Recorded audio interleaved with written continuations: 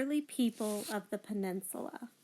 Three main groups of people settled on and near the Italian peninsula influenced Roman civilization. The Latins settled west of the Apennine Mountains and south of the Tiber River around 1000 BC. While there were many advantages to their location near the river, frequent flooding also created problems. The Latin settlements were little more than small villages built on the 7 hills of Rome. The area Roman civilization is believed to have been founded. The Latins spoke their own language and celebrated many festivals. Most were farmers and raised livestock. Eventually, groups of the Latin people united to form the city of Rome. About 400 years later, another group of people, the Etruscans, settled west of the Apennines, north of the Tiber River. Not much is known about where they came from, but most archaeologists think they came from the early Mediterranean region known as Asia Minor, modern-day Turkey.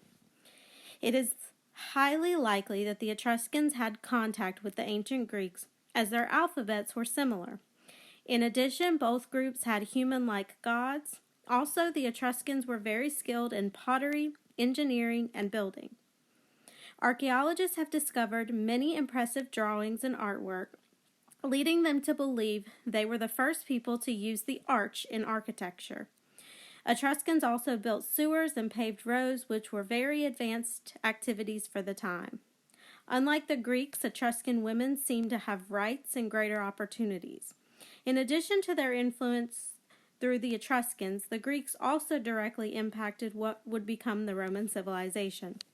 They settled colonies in the southern part of the Italian peninsula and on the island of Sicily, beginning around 900 BC. While these settlements were established mainly for trade with people on the Greek mainland, they had a strong influence on Rome's art, its alphabet, and religion.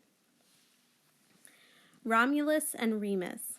King Numitor, ruler of the ancient city of Alba Longa, was overthrown by his brother Amulius.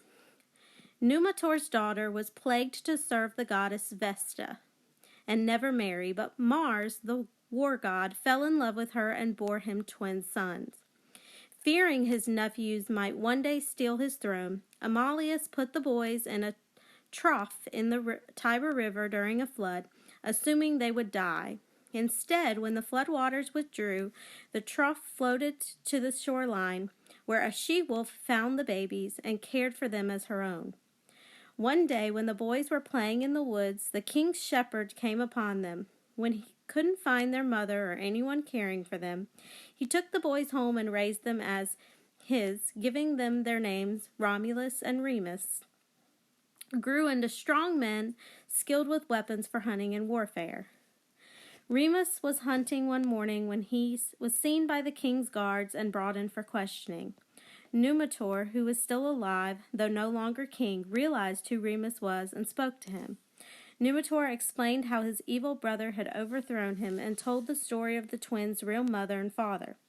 Romulus and Remus were angry and wanted to avenge their grandfather, so they rose up against Amulius, killed him, and returned the crown to their grandfather, the rightful king of Alba Longa. Romulus and Remus wanted to establish a kingdom of their own, so they decided to found a new city on the shores of the Tiber River at the very place where the she-wolf had saved them. They had just begun construction when a disagreement arose between the brothers. A fight ensued during which Romulus killed Remus, an act he always regretted. In the end, Romulus ruled the city named Rome by himself and proved to be a great leader. It is said that Romulus never died but disappeared suddenly during a violent storm. The people of Rome believed the thunderstorm took him to heaven where he became a god. Then he reappeared from the sky, declaring to all that one day Rome would become the capital of the world.